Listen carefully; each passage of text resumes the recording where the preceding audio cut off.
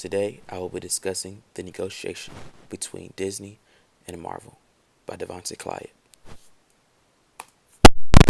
The beginning. Disney has just purchased Pixar and DreamWorks and now wants to gain Marvel to grow their business. In June of 2009, Bob Iger, Disney CEO, approached Marvel CEO Ike Perlmutter and made a proposition to buy Marvel. Positions. Bradlow states Disney's strategy, he notes, is to build on the company's brand equity among very young children and carry that through their lifetimes by the way of theme parks, movies, television, and multimedia outlets.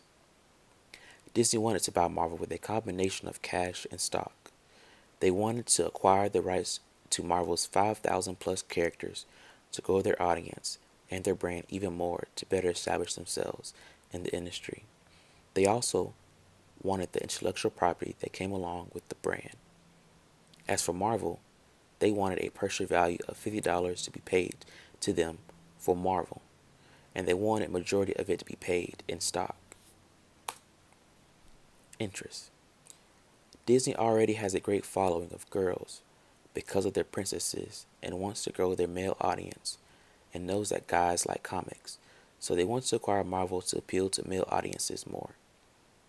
New York Times states the brooding Marvel characters tend to be more popular with boys, an area where Disney could use help, while the likes of Hannah Montana and the blockbuster Princesses merchandising line have solidified Disney's hold on little girls. Franchises for boys have been harder to come by. Marvel had funding issues in the past and recently settled them. They need the money so that they can freely market and make movies without having to worry about funding. They wanted to have a solid backing and really bring their visions for their comic book characters to life. Interests. Disney already has a great following of girls because of their princesses and wants to grow their male audience. So they want to acquire Marvel to appeal to male audiences more. New York Times states the brooding Marvel characters tend to be more popular with boys, an area where Disney could use help. While the likes of Hannah Montana and the blockbuster Princesses merchandising line have solidified Disney's hold on the little girls, franchises for boys have been harder to come by. Marvel had funding issues in the past and recently settled them. They need the money so that they can freely market and make movies without having to worry about funding. They wanted to have a solid backing and really bring their visions for their comic book characters to life. Negotiation concepts. One of the negotiation concepts used in this deal was objective criteria.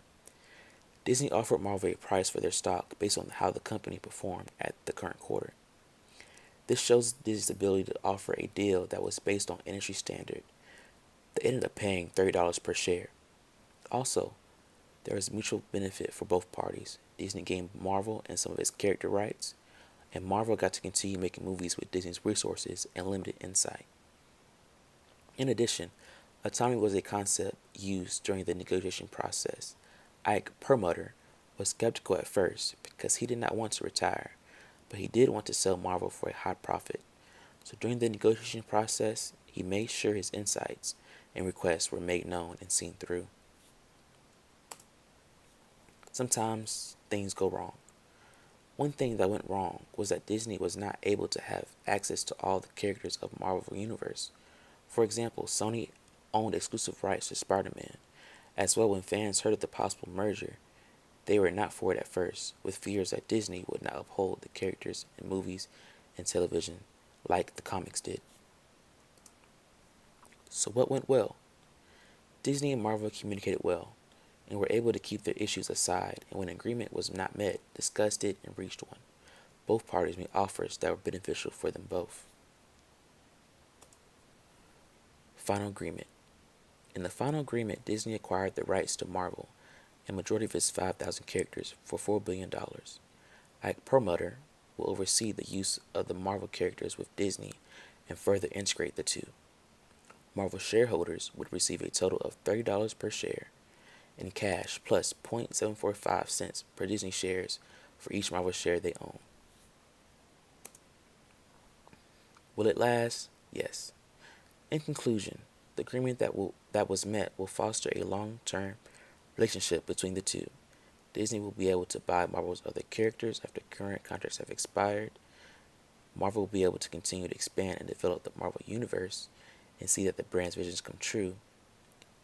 And the deal ends up being a mutual benefit that keeps on giving and growing for all parties involved. By buying Marvel and already acquiring Pixar and DreamWorks, Disney ends up beating out its competition and is able to become the top entertainment business in the United States and the rest of the world.